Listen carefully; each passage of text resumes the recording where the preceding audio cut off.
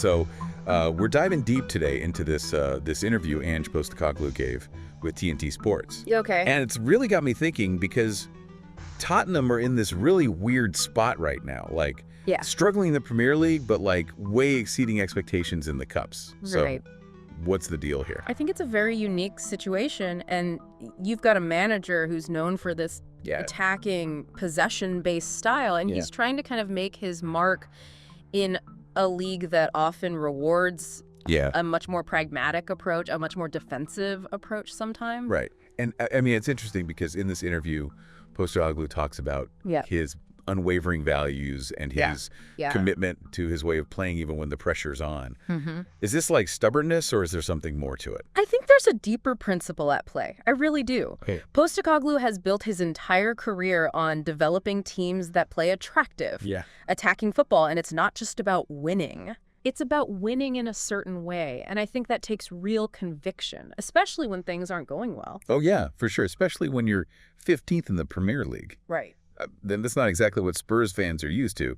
So those calls for his dismissal must be tough to ignore. They must be. The Premier League is such a pressure cooker, you know, and the demands on managers are so high these days. I mean, between the fan expectations, the social media scrutiny, this constant threat of being sacked, it's a volatile environment, to say the least. I mean, I get that, but why is the pressure so intense these days? Is it just about winning, or is there something else going on? It's a complex issue, for sure. I think one factor is definitely the financial stakes that are involved. I mean, the Premier League is such a global business now that the pressure to succeed is immense. I mean, owners are investing millions and millions of dollars, and they expect results. And I think fans have become accustomed to instant gratification. They want to see trophies. Of course they do. They want to see their team winning, and they want it now. So it's like Postecoglou is fighting against the tide in a way. He's trying to build something for the long term, but everybody's screaming for those short-term results. Exactly. And I think that creates a real dilemma for managers like him, you know. Do they stick to their principles and risk alienating fans and owners, or do they compromise their vision to try and grind out those results? Right. Well, and looking at their form, it's a real mixed bag. I mean, they're near the relegation zone, but they're also deep in 3 cup competitions. Yeah. How do you explain that inconsistency? It's possible that he's prioritizing the cup competitions. Okay. Because he sees those as a chance to build some momentum and win a trophy, which could buy him some time. Right. But there's also the question of squad depth. Maybe they just don't have the resources to compete on multiple fronts week after week. And you can't discount the role of luck, right? Absolutely not. Okay. A few lucky bounces here and there can be the difference in a tight game. Yeah, totally. Yeah. But, I mean, let's get a bit more technical here. You know, like his attacking style can be both a blessing and a curse. You know, it can be exhilarating to watch, but it can also leave them vulnerable defensively, especially against the Premier League's top sides. Absolutely. If you're going to leave yourself open at the back, those top teams are going to make you pay. So he's playing with fire a little bit. In a way, yeah. I mean, he's betting that his attacking firepower will outweigh any defensive frailties. And to be fair, it's worked for him in the past. Right. But the Premier League is a different beast. The teams are more tactically astute, more clinical on the counterattack. Yeah, I'm starting to see the challenge here.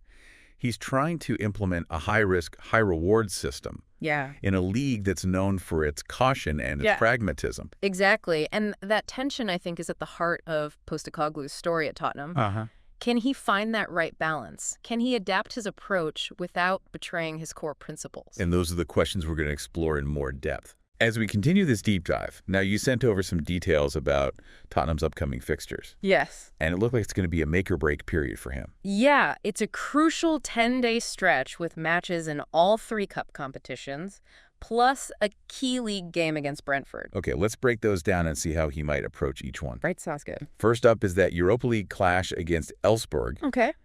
A win guarantees a top 8 finish and a direct entry into the last 16. Right.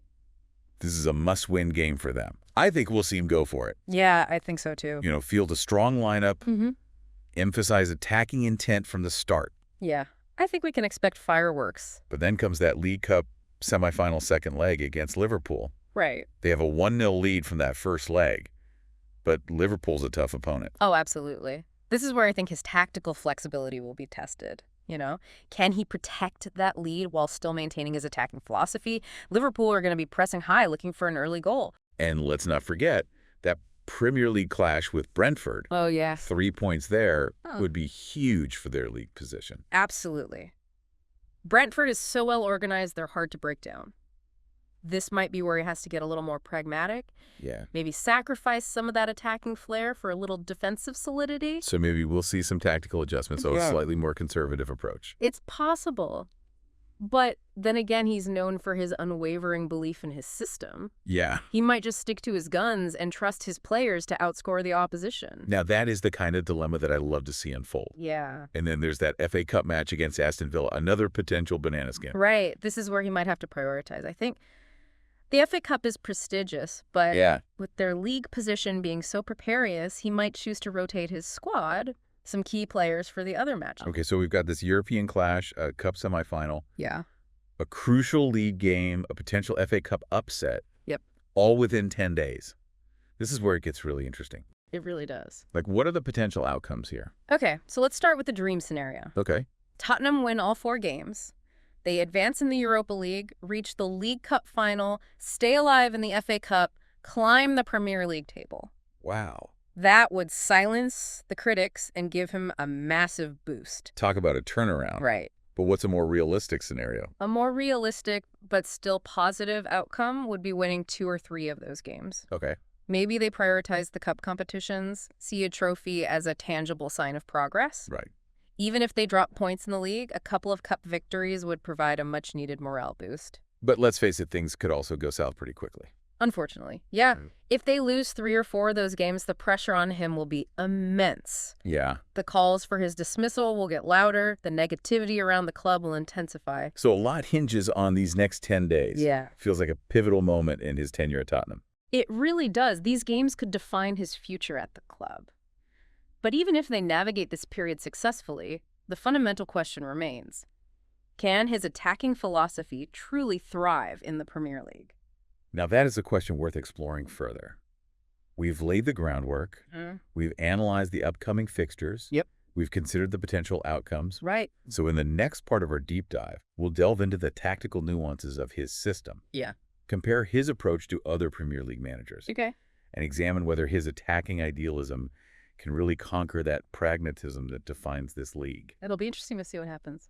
So we've established that Postecoglou is a little bit of an outlier, you know, in the Premier League. Yeah. Sticking to his attacking guns while a lot of other managers are opting for a more cautious approach. Yeah. But how does that actually play out on the pitch? Can you break down his tactics a little for me? Absolutely. So Postecoglou really favors that 4-3-3 formation, right, with a really heavy emphasis on fluid movement and quick passing. And one of the key things is the fullbacks push really high up the pitch.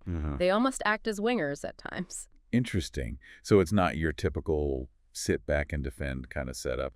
Not at all. No, the midfield is absolutely crucial in his system. Right. One midfielder typically sits deep, shielding the defense, while the other 2 have more freedom to roam forward and support the attack. So there's like a balance there, right? Yeah. Defensive cover, but also attacking options. Exactly. You've got it. And then the front 3 is where it gets really exciting. Okay. He wants his wingers to be direct cut inside, and that creates space for the overlapping fullbacks. Okay. And then that center forward needs to be mobile, able to link up play and finish clinically. Okay, so if we're picturing this in action, it sounds like a lot of movement, a lot of passing, a lot of attacking intent. Yeah. Does this remind you of any other Premier League managers, past or present? There are some similarities for sure. Okay. I think to Pep Guardiola's Manchester City, particularly in that emphasis on possession and fluid movement. But Postecoglou's system, I think, is maybe even more direct. Yeah. More focused on getting that ball forward quickly and creating chances in that final third. Okay, and that makes sense considering his success in Australia. Right. Where the game, I think, tends to be more open and expansive. Yeah. But can that directness work against the more organized defenses of the Premier League? That's the million-dollar question, right? Yeah. Teams like Manchester City and Arsenal have the quality to break down stubborn defenses. Yeah. But it's a constant challenge. What about those defensive vulnerabilities that we talked about? Right. Can his system, hold up against, I don't know, like an Erling Haaland on the counterattack? Well, that's where the risk comes in. Yeah. If the opposition can win the ball high up the pitch and exploit that space left behind by those attacking fullbacks, Tottenham can be exposed. So there's like a tightrope walk here. Yeah. Attacking freedom versus defensive stability. It sounds like he's really putting his faith in his players to execute his vision flawlessly. He is. And, to be fair. Yeah. There have been glimpses of that vision coming to life. Okay. In the League Cup, they just dismantled Manchester United. Right. A team known for their defensive solidity. I remember that match. Right. They were clinical going forward. Yeah, they were. But then you look at their recent league form, and it's a different story. Yeah. They've struggled to break down teams that just sit deep and defend in numbers. So is that down to the players not executing the system properly, or is there like a fundamental flaw in Postecoglou's approach? Probably a bit of both, honestly. Okay. I mean, there's a learning curve for any new manager. Yeah. Especially one who's implementing a system that's so demanding. Right. Right. The players need time to adapt, to understand their roles, to develop that chemistry. Right. That's required to make it work. And you can't forget the psychological aspect of it all. Of course not. Like when you're losing games, your confidence can dip, and that can affect how you perform. Absolutely. Yeah. But there's also the question of personnel. Does Tottenham have the right players to execute his vision? Yeah. Do they have the pace and the creativity in midfield, that defensive solidity to make it all work? So we're talking tactics, player profiles, confidence, the psychological pressure of playing in the Premier League. Yeah. It's a complex equation. It is, and that's what makes it so fascinating. I think we're watching a clash of styles, a battle between an idealist and a league that often rewards pragmatism. Yeah, and with these upcoming fixtures, the stakes are incredibly high.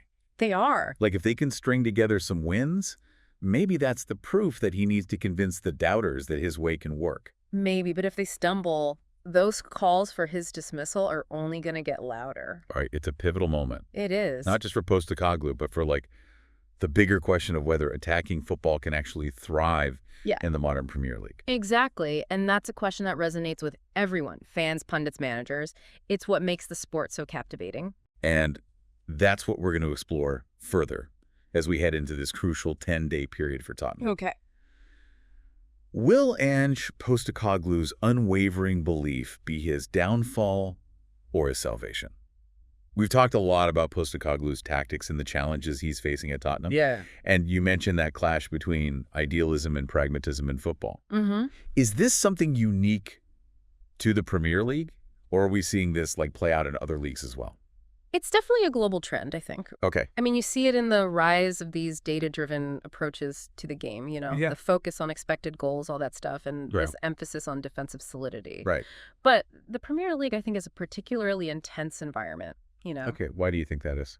I think it's because the Premier League is so competitive, so many teams capable of beating each other on any given day, and the financial rewards are just enormous, and that adds another layer of pressure, I think. So maybe there's just less room for experimentation than less patience for a manager who's trying to build something different. Exactly.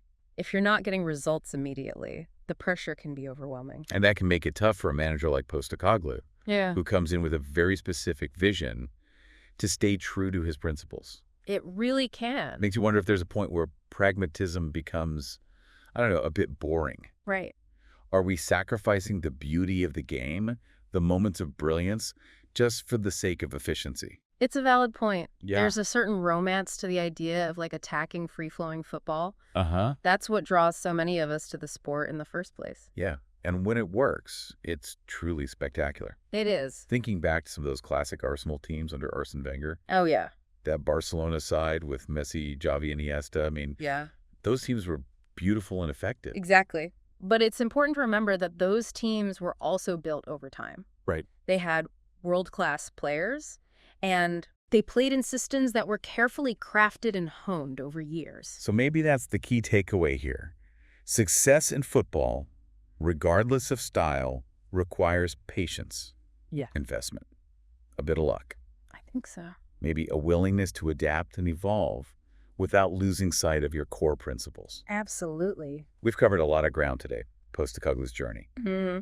His tactical approach. Yeah. The pressures that he's facing. Yeah. The wider trends in football. Right. What's your final thought for our listener as we wrap up this deep dive? I think the most intriguing aspect of this whole story is that it's still unfolding. Yeah. We're at a crossroads. Mm-hmm. These next few weeks are going to tell us a lot about Postecoglou's future at Tottenham. Right. But they'll also, I think, give us some insights into the direction that football is heading. Okay. Will we continue down this path of pragmatism, or is there still room for those dreamers? Yeah. The artists, the managers who believe in something more than just winning? Well said. I think ultimately that's what makes this sport so compelling, Yeah. More than just a game. Right. It's a reflection of our values, our aspirations, our constant search for beauty and meaning in this chaotic world. It really is. Thanks for joining us on this deep dive.